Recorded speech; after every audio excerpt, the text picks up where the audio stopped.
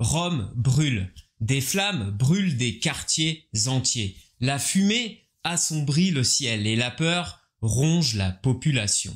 Au milieu du chaos, l'empereur Néron trouve des coupables idéaux, une petite secte méprisée, les chrétiens. Alors, dans ces jardins, le spectacle commence. Des hommes et des femmes sont attachés à des poteaux, enduits de poids et transformés en torches humaines pour illuminer la nuit impériale. D'autres sont jetés dans l'arène, livrés aux bêtes sous les acclamations d'une foule ivre de sang. Et pourtant, au milieu de cette horreur, ces croyants tiennent bon. Leurs cris ne sont pas seulement des cris de douleur, mais ce sont aussi des cris d'espérance. Dès lors, une question s'impose. Pourquoi le pouvoir romain a-t-il jugé nécessaire de persécuter une minorité aussi marginale à l'époque? Était-ce par peur d'une révolte pour des raisons religieuses, sociales ou politiques? Et comment expliquer que ces violences, loin d'étouffer la foi chrétienne, ont contribué à en faire l'une des forces majeures de l'Empire?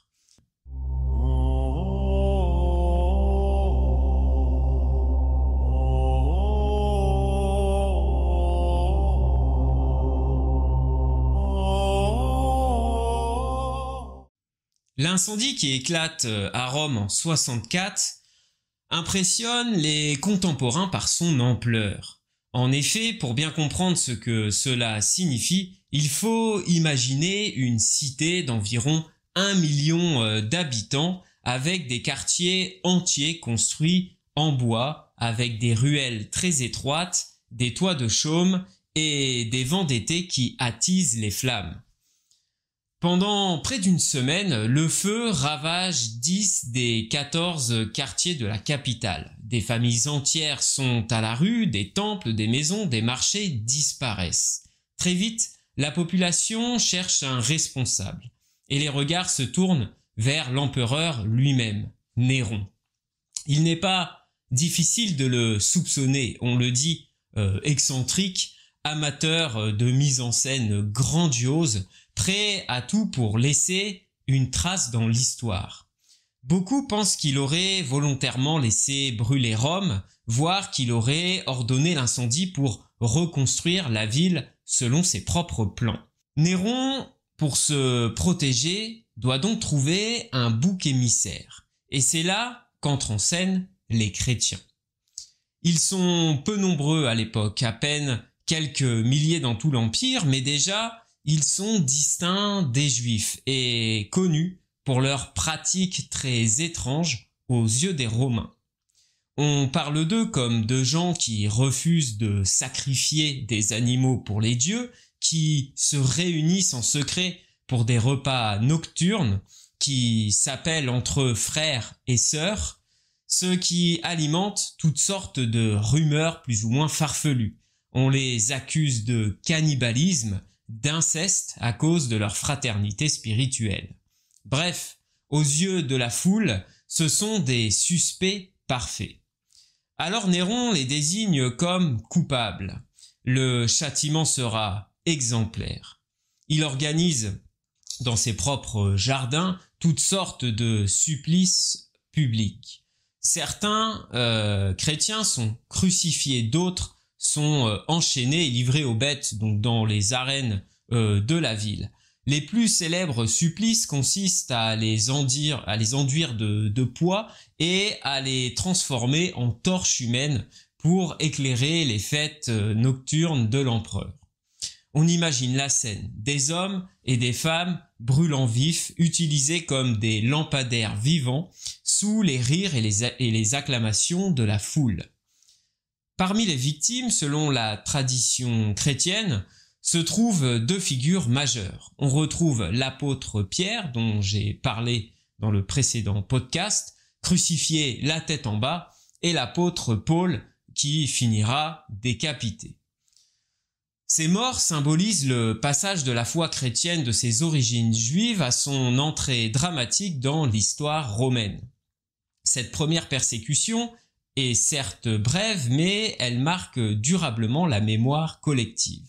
elle donne à la société romaine une image du christianisme associée à une superstition dangereuse, pour reprendre les mots de l'historien païen Tacite. Et surtout, elle scelle le destin de cette religion. À partir de Néron, les chrétiens ne seront plus vus comme une simple branche du judaïsme, mais comme un groupe séparé, suspect et parfois persécuté. Si vous en êtes encore là, à ce stade de l'épisode, c'est que ce podcast vous plaît, non ? Alors soyons clairs, vous êtes officiellement membre de la confrérie des passionnés d'histoire. Et qui dit confrérie, dit devoir sacré. Votre mission est la suivante. Premièrement, vous abonner à la chaîne. Alors c'est gratuit, promis, même en période d'inflation. Deuxièmement, laissez un like pour dire à l'algorithme « Oui, ce contenu mérite d'exister ». Et troisièmement, un petit commentaire, même un simple smiley ou un tout petit message, c'est tout bête, mais ça change tout pour le référencement. C'est grâce à vous que je peux continuer à raconter ces récits, à faire revivre notre histoire commune. Et franchement, quand je vois vos retours, vos likes, vos abonnements, ça me donne juste envie de creuser encore plus loin. Alors merci d'être là et bonne écoute à vous. Après le règne de Néron, il n'y a pas de grande persécution généralisée pendant plusieurs décennies. Les chrétiens ne sont pas systématiquement traqués, mais ils restent considérés comme suspects. Aux yeux de l'Empire, ils ne participent pas au culte public. Ils refusent de sacrifier des animaux aux dieux et à l'empereur. Ce qui revient pour un Romain à se mettre complètement en marge de la société et de la citoyenneté. Nous arrivons alors vers l'an 112 dans une province éloignée de Rome, la Bithynie, qui se trouve en fait dans l'actuel nord, dans la partie nord de la Turquie, au bord de la mer Noire. Là, le gouverneur est un homme cultivé, expérimenté, qui s'appelle Pline le Jeune. Il est face à un problème concret. Les habitants de la région accusent certains de leurs voisins d'être chrétiens. Que faut-il faire? Doit-il les punir ou les ignorer? Pline n'a jamais assisté à un procès de chrétiens, il ne sait pas comment agir. Alors, il écrit directement à l'empereur de l'époque, Trajan, pour demander des instructions précises. Sa lettre est passionnante, car elle nous montre comment l'État romain percevait les chrétiens au début du IIe siècle. Que dit Pline dans sa lettre? Il explique qu'il convoque les personnes accusées. Il leur pose une seule question. Êtes-vous chrétien?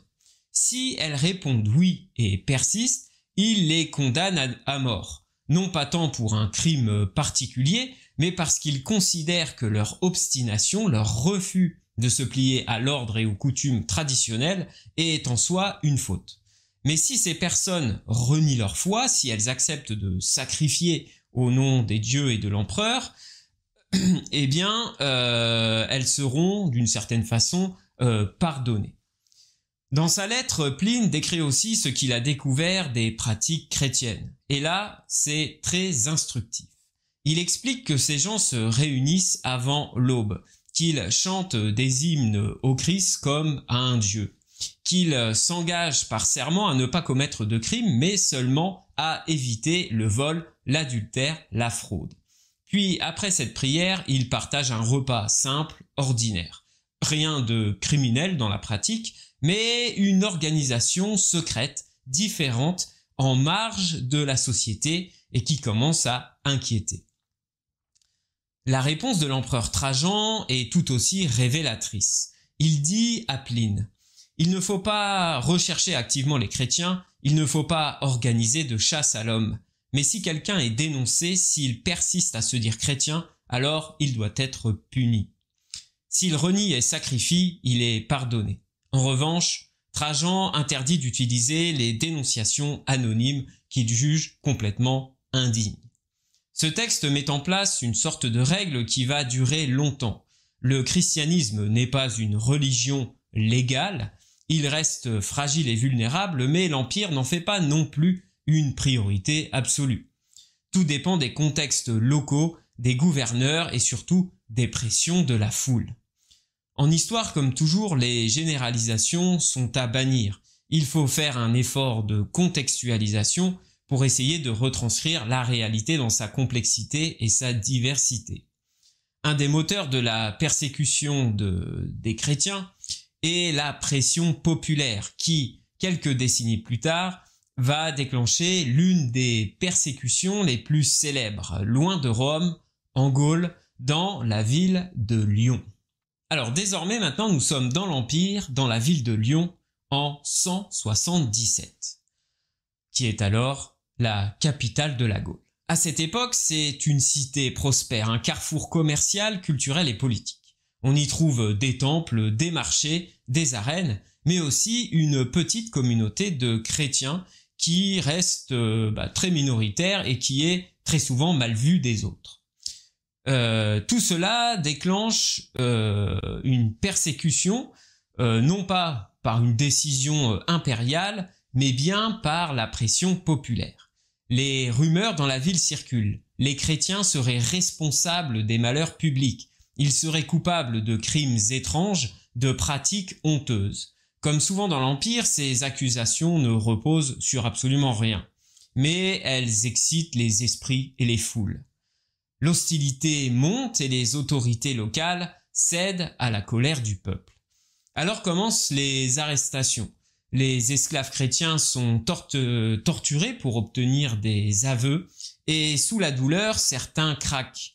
Ils répètent les accusations courantes, affirmant que leur maître pratique l'inceste ou le cannibalisme. Ces aveux renforcent la haine au sein de la population. Très vite, la violence se déchaîne. Au total, 48 chrétiens sont arrêtés et exécutés à Lyon et dans la ville voisine de Vienne. Parmi eux, une figure a marqué les esprits pour toujours. Blandine, une jeune esclave. Physiquement fragile, elle paraît la victime idéale. Ses bourreaux sont persuadés qu'elle reniera rapidement sa foi.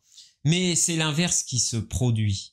Elle tient bon jour après jour sous des tortures atroces. Les récits anciens racontent que du matin au soir, les geôliers se relayaient pour la faire parler, mais qu'ils s'épuisaient à force de cruauté alors qu'elle restait ferme, répétant seulement « Je suis chrétienne et nous ne faisons rien de mal ». Son supplice final se déroule dans l'amphithéâtre de Lyon. Attachée à un poteau, elle est livrée aux bêtes, mais aucune d'entre elles ne l'attaque. Elle est ensuite mise sur un gril brûlant, fouettée puis jetée dans les cornes d'un taureau qui la piétine et la projette dans les airs. Finalement, elle est achevée par l'épée. Ce qui frappe les témoins à l'époque, ce n'est pas seulement l'horreur de la scène, qui est assez courante finalement, mais la force intérieure de cette jeune esclave.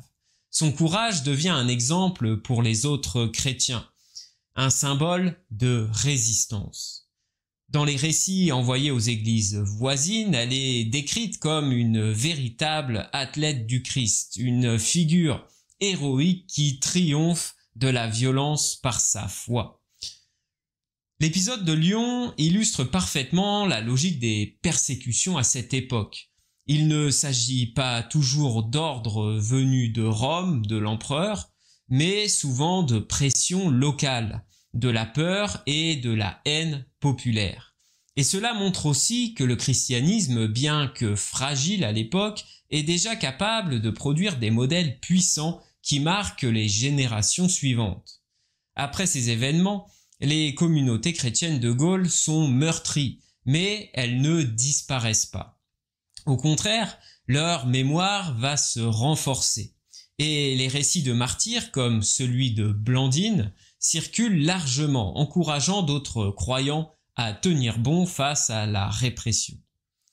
Et c'est justement parce que ces récits circulent et nourrissent un véritable idéal du martyr qu'au siècle suivant, certains procès vont mettre en lumière des figures encore plus emblématiques, comme par exemple Polycarpe ou Perpétue et Félicité, qui vont incarner ce que signifie réellement mourir en chrétien.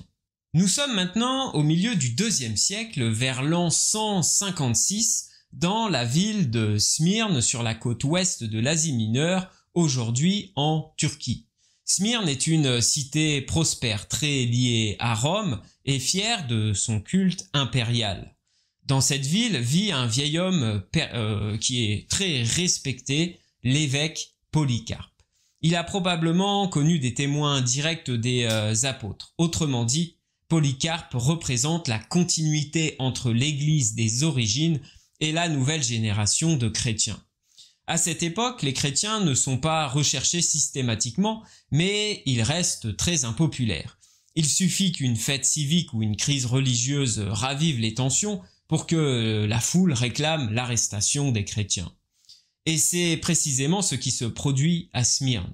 La population, excitée par les rumeurs et par le culte impérial, exige que l'on arrête Polycarpe, considéré comme le père des chrétiens dans la région. Les autorités, au fond, préféraient éviter son exécution.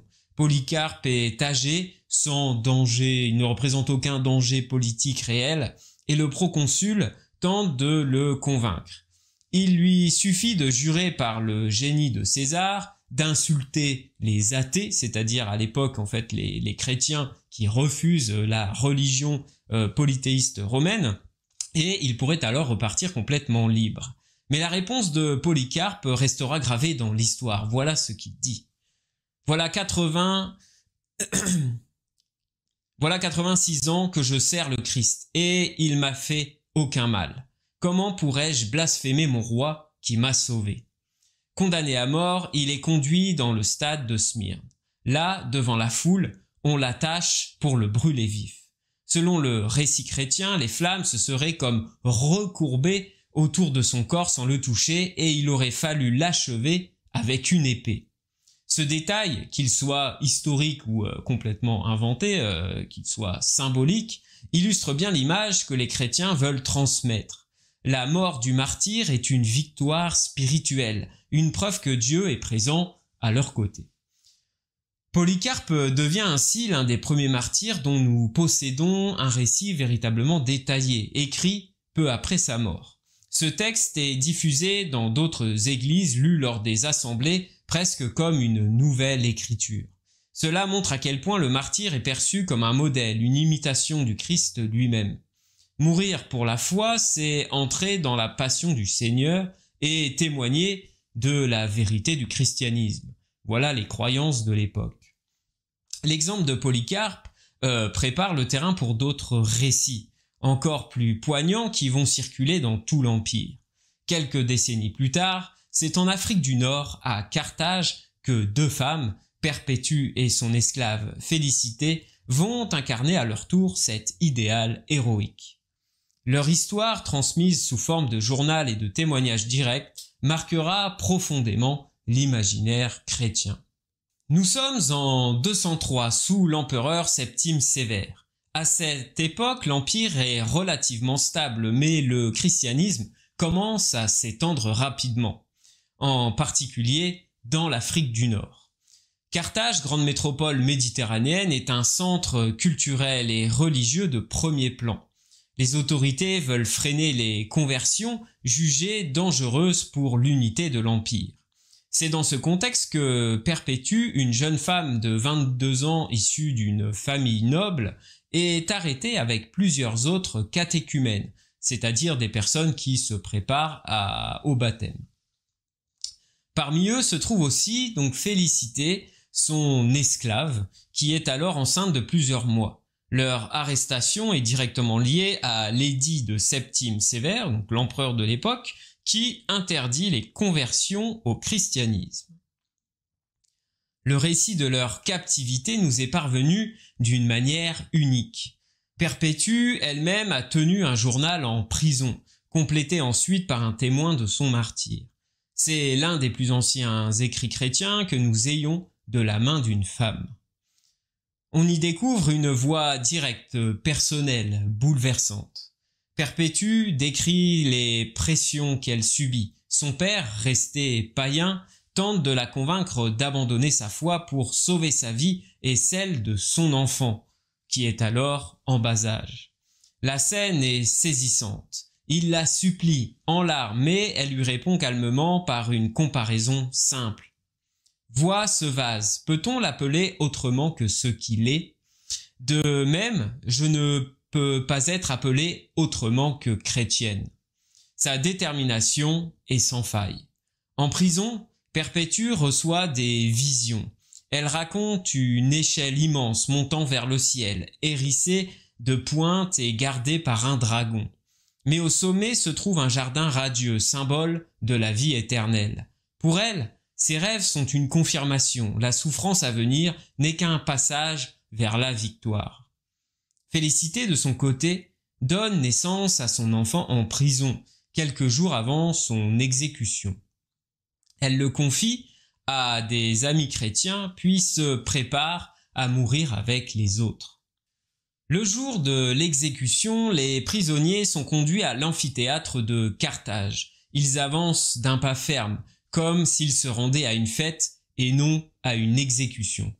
Le public exige du spectacle. Les hommes sont livrés aux bêtes sauvages, tandis que Perpétue et Félicité affrontent une vache furieuse choisie exprès pour les humilier.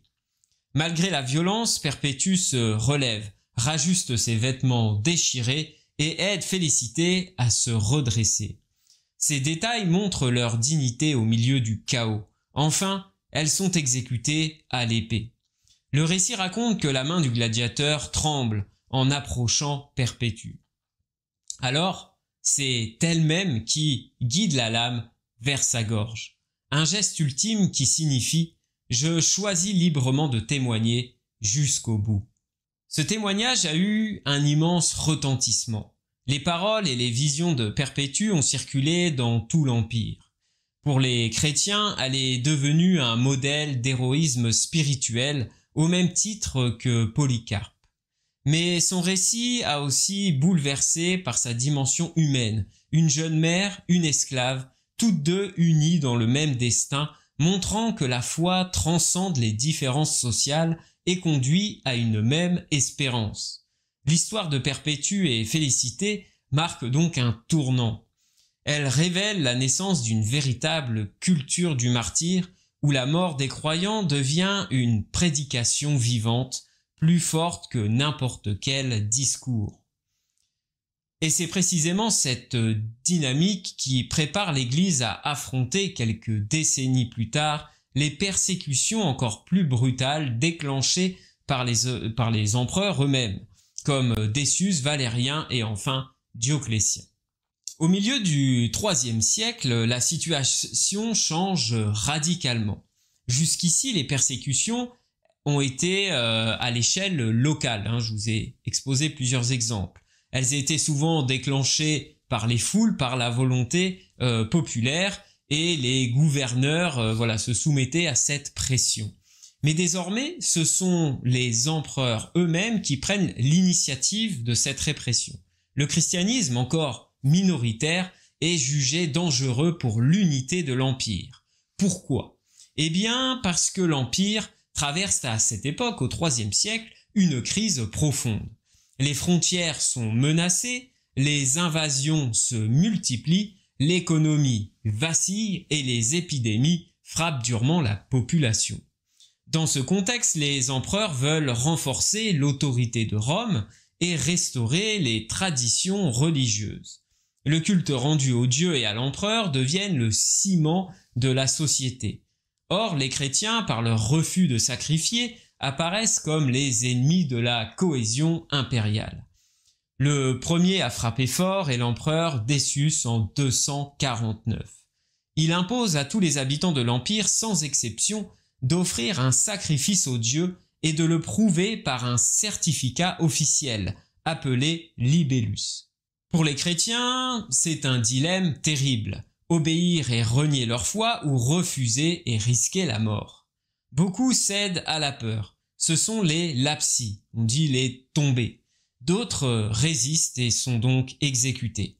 Cette crise provoque un traumatisme immense au sein de l'Église qui devra ensuite débattre longuement de la question suivante. Faut-il réintégrer ceux qui ont faibli ou les rejeter définitivement? Quelques années plus tard, sous l'empereur Valérien, entre 257 et 260, les mesures se durcissent encore. Les responsables de l'Église sont visés en priorité, notamment les évêques, les prêtres et les diacres. Le but est clair, couper la tête pour affaiblir tout le corps. Parmi les victimes célèbres, on trouve Cyprien de Carthage, évêque et grand théologien, décapité en 258. À Rome, le pape Sixte II est exécuté avec plusieurs de ses diacres, dont Laurent, resté célèbre pour sa mort sur un gril de fer dont il aurait dit avec ironie « Vous pouvez me retourner, ce côté est bien cuit ». Cette phrase, qu'elle soit historique ou légendaire, illustre l'esprit de courage qui imprègne ces récits. Mais c'est au tournant du IVe siècle que la persécution atteint son paroxysme sous Dioclétien. Monté sur le trône en 284, il réorganise l'empire, partage le pouvoir entre plusieurs empereurs et lance un programme de restauration des cultes païens. En 303, il publie une série d'édits contre les chrétiens, destruction des églises, confiscation des écritures, interdiction des assemblées, arrestation du clergé. Tous les habitants de l'empire doivent sacrifier sous peine de torture ou de mort. Cette vague, qu'on appelle la Grande Persécution, est la plus violente de toute l'histoire romaine. En Égypte, elle laissera une telle empreinte que les Coptes dateront leur calendrier à partir de cette époque, qu'ils nommeront l'ère des martyrs. Des foules entières de croyants meurent pour leur foi, mais paradoxalement, cette brutalité extrême ne détruit pas le christianisme. Elle, au contraire, elle va le renforcer. Les récits de martyrs se multiplient et circulent de communauté en communauté et soudent les croyants autour d'un idéal commun. En 311, l'empereur Galère succède à Dioclétien et publie un édit de tolérance. Il reconnaît l'échec de la persécution et autorise les chrétiens à pratiquer leur culte à condition de prier pour la prospérité de l'empire. 2 ans plus tard, en 313, l'empereur Constantin et son collègue Licinius proclament l'édit de Milan. Désormais, le christianisme est légal, au même titre que les autres religions. En quelques décennies, la foi jadis pourchassée va devenir la religion favorisée de l'Empire. En parcourant ces 3 siècles de persécution, nous avons vu comment une petite minorité de croyants, qui étaient alors complètement marginalisés, est devenue une véritable force agissante.